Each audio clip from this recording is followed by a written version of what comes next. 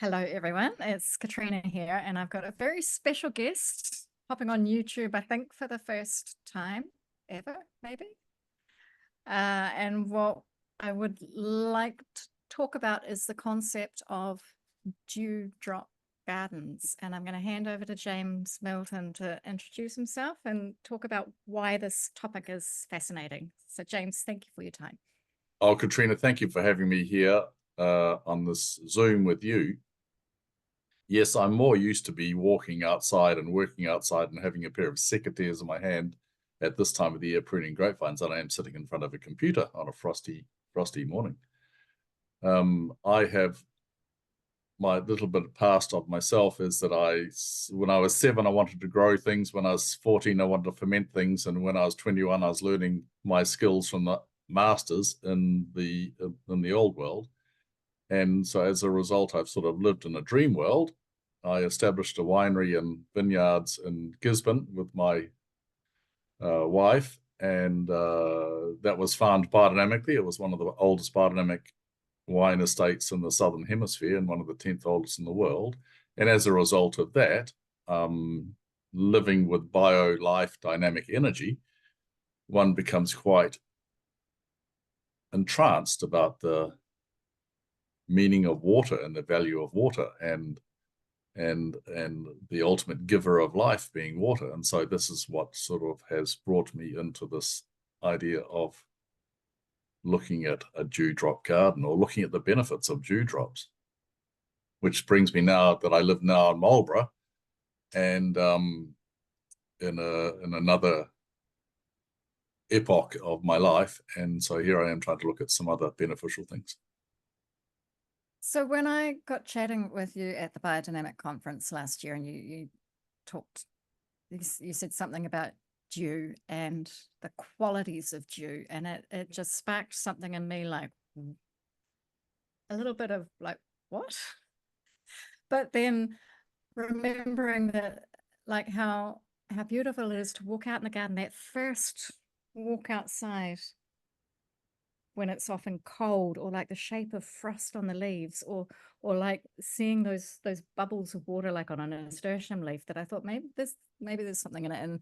And then I Googled dew from like an ancient perspective, and like there's all sorts of very wise people that have had deep reverence for dew and the qualities of dew. So I when you talked about having dewdrop gardens and having school children come and visit them on their way to school, that I thought, well, I could do that outside every morning. So for several months, I went outside and just felt the dew on my feet and put my hands on the wet grass and rubbed my face.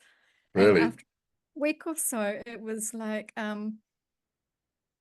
after doing that, I didn't want to spray my toner or put moisturizer on. It was like my skin felt alive just from the dew. That it's like when for some reason I can't have that morning ritual, I feel it. So I am convinced there's something in this. But can you say a little bit more about what dew is? The only thing about what you did, the only risk you took when you did this dewdrop flush was that you'd be convinced, and it seems to be that you got convinced. That's the only risk you take.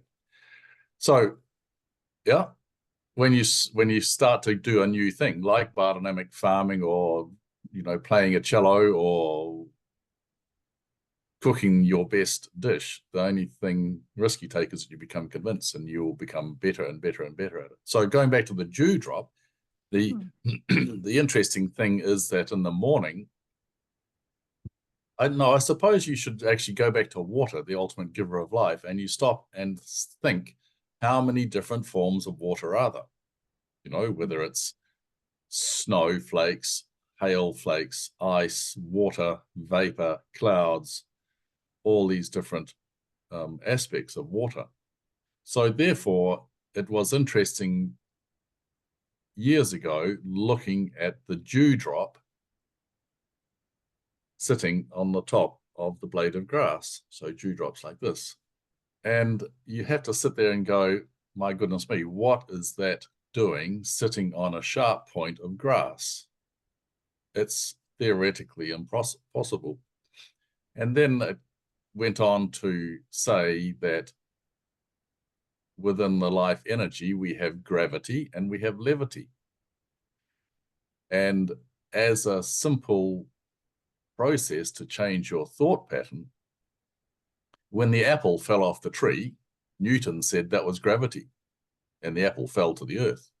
And Goethe said, no, the seed, and this is quite interesting and maybe weird, Goethe said the seed of the fruit said to the fruit, I am ripe, I want to procreate and germinate to another apple tree.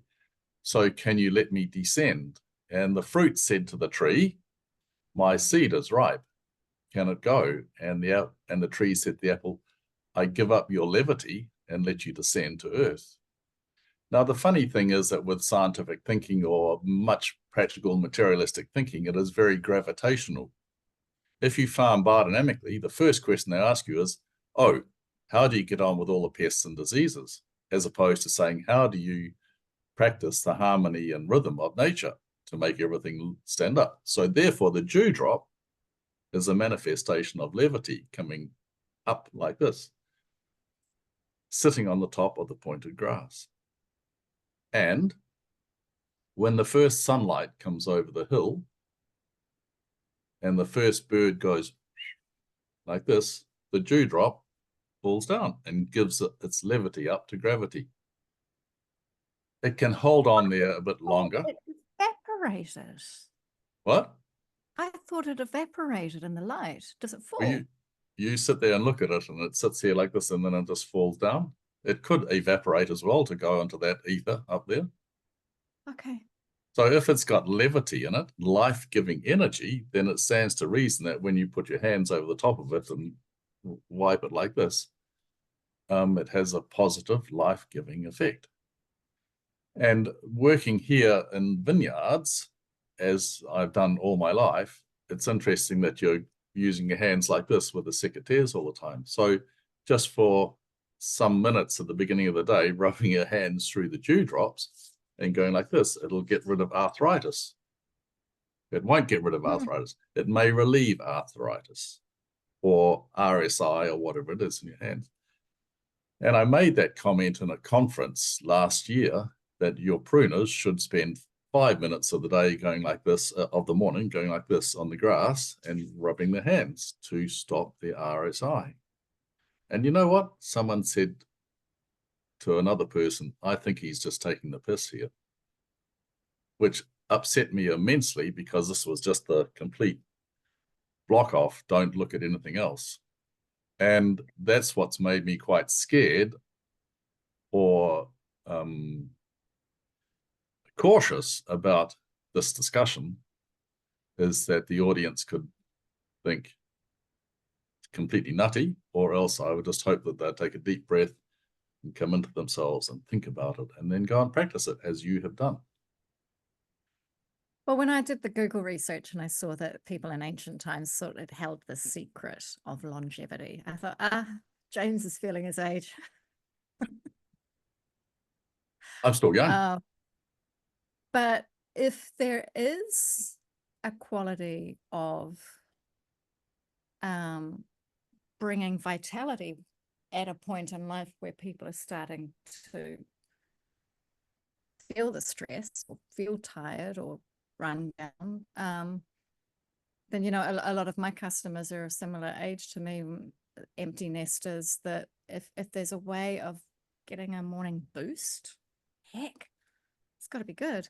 But you were talking about having dewdrop gardens for school children. What was that? Well, if I could get the local council here to get the parks and reserves people just to not mow 10 square meters. And if we could find that park or that field or that piece of grass that is either beside a school or a rest home, retirement home. So you've got young people and you've got old people. Yes. Gravitational, levitational. And school kids who might suffer from anxiety or over zealous or something like that, or just come to school and open your mind up and relax and get the kids just to walk through the dewdrop gardens. They can skip, they can dance, they can laugh, they can do whatever they want to do, but it's just like a little ritual for them to do that instead of being on their cell phones. And I think their ability to learn might be influenced by this levitational energy, the same as for the older people in retirement homes or something like this, just to be able to go out there at dawn and just take the shoes off and walk through it. I And find it amazing to get the moisture on my hands, and like it's my face and the back of my neck. There's something yes, about that. And even sort of, what is this part under ears along the jawline? Just there is, I guess, where I must hold a lot of it's your tension or lymphatic, something. Pardon? your lymphatic system. Okay. Yeah, down here. But you also suggested putting something like a t-shirt on the grass and then lifting the whole cloth up, and you can cover your face, even lie down and have the dew over you. Yes. Well, I suppose Yeah. that could work. Yeah. Or else a piece of Um, silk or some fabric. But the the point is that, you say that you Googled it, you look back at the ancient wisdom about dewdrops. And when you look at the people who are talking about water, and as I said, this man from Japan, Mr. Matsumoto, who did the water out of springs, and he crystallized it and looked at the different crystals and the life-giving energy of it. And then you look at Victor Schauberger from Austria, who did comments on how to make water flow more precisely down rivers. And right on that instance there, if you were to take an engineer, a very important, well-qualified, high-powered engineer, they think that water should be contained as opposed to letting the rhythm of it make its own energy. And in that one there, my little story is that it's interesting that when you're walking up a river and you see a trout is just sitting in the water just like this. And when the trout gets startled, which direction does it flee? And it flees upstream. And you'd think, well, that's crazy, it's going against the current. But what actually the trout is doing is sitting in the water like this, and the water is flowing over it and moving it up like this. So therefore, when it gets startled, its gills just go out a bit more, and the water sucks it upstream, which is extraordinary if you stop and think of it like that. So that was Victor Schauberger talking about that with the Danube and the Rhine rivers in Austria and Germany when they were straightening them out to control them. And he said the prosperity of the community will diminish as a result of that. And then, of course, in New Zealand here, we have this lovely lady, Vida Austin, and she is very, very, very well worth searching. Vida Austin. And she has been freezing water, putting thoughts into water and freezing it and looking at the picture that comes out of it to see about the positive energy. And when she gave this talk at the last biodynamic conference, and I put my hand up and I said, have you thought about doing this with dew drops? And she just went, because that's where she's heading to. And now here we are talking today about this, and you're hauling me out of the darkness and into the light about, it's not hauling me out, but hauling our thoughts out into the light to look at restorative energy. So things I told you about this practice I have is when I went down to Dunedin for 3 Yes. weeks of babysitting and was staying in my daughter's house where there was no grass. To get to a patch of grass, I'd have to walk through her gravel driveway across the road and up a little bit of a hill. And Dunedin's so much colder than the Waikato that I didn't do it for 3 weeks, and I got terribly sick. Really? That it just struck me that there were a few factors that had changed, and toddler crying through the night was one of them. Sleep deprivation is the classic torture, but I missed it when I got home, getting to walk on the grass in the morning and reconnect with the garden. It made a big difference.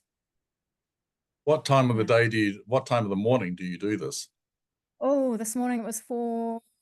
No, 5:30. I was on a Zoom call from 4 to 5. So then I had a shower, and it's always straight after my shower. So that'll be like normally about 7 o'clock, 8 o'clock. Okay. Hmm. What's it feel like on your feet? No, it's cold and it's wet. Is it tingling? I I have trouble kind of grounding right down through my feet, but it's more my hands and my face and my neck where I feel the energy. And do you do it every Yeah. morning? Yep. Unless it's been raining and then it doesn't feel like dew, like the quality of water between dew and rain. What Yeah. is that? Well, rain is coming down, isn't dew is going up. Gravity, levity. So I think for anyone watching this, I'm curious, is this something that's easy for anyone to start to feel?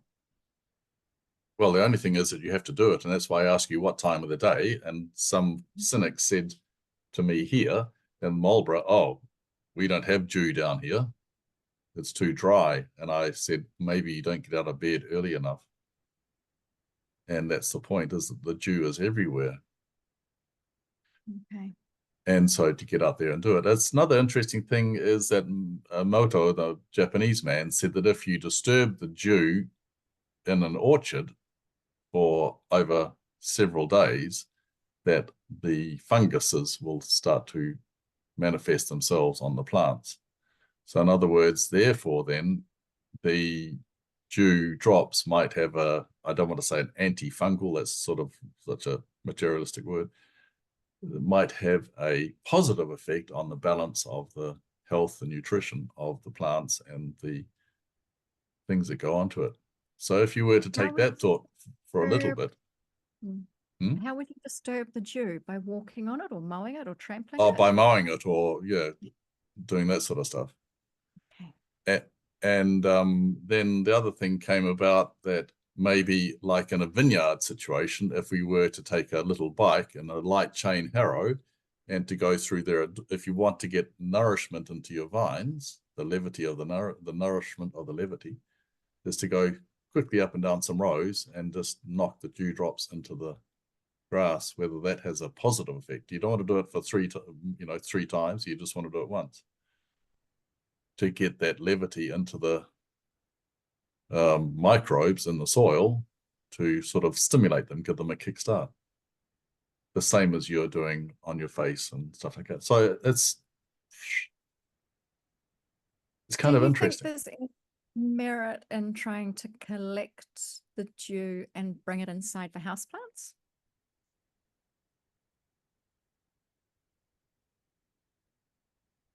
Couldn't possibly say, I don't know, because then you're materializing this gift. Maybe put your plants out to receive the dew.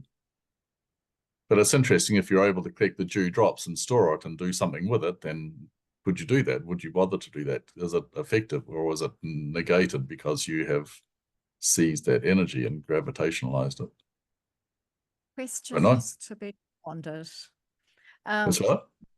all questions to be pondered. And I think I was hoping with this chat with you today that there would be people that go, I want to try this.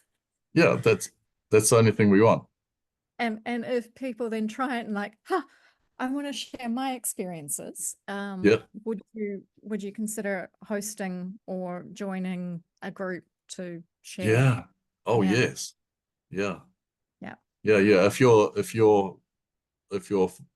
listeners, your followers and stuff like that would like to extend their own experience from doing this, then I have to say, Einstein had a theory of relativity. You know what the formula was?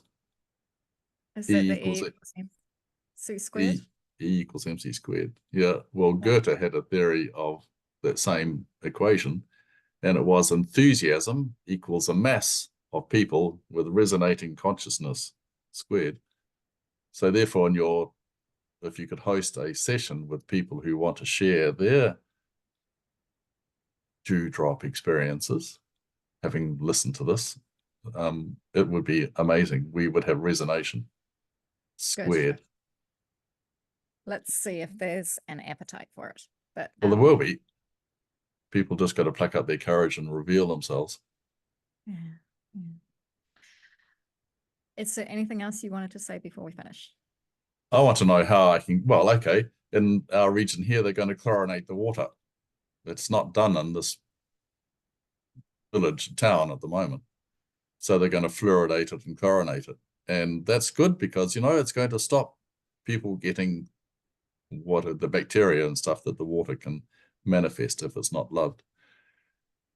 And I'm wanting to know how we can make this so they have to do that by law, most probably. Yes, you can't deny that. But I'm interested to know how to get the footsteps to go forward through the science and the bureaucracy to get these dewdrop gardens happening. And if there is someone else in the country or the world who has been able to do this, I think we all need to know about it. You know, in Central Park in New York City, you go for a little walk there and dawn and see the people out there doing Tai Chi or yoga or meditation or something like that. And that's in the middle of a jolly great city. Go into Tokyo and go into all China and you see them doing the Tai Chi, getting their life energy, getting their chi in balance. That's what it's all about. So in the end, my other little repetition is we end up farming ease and not fighting dis-ease. And when you think if you take the dis out of the problems that we have, then life has just becomes beautiful. It's quite easy. Just a matter of doing it. Great. Thank you. And I look forward to people joining the conversation and experiencing you. And we're going to see this on Blue Borage. Yes. Cool. So And we at just some connect into that, and there we are. Voila. And Voila. levity will flourish. Katrina, thank you. That's been great. Thank you. I'm going to stop the recording. Enjoy your day.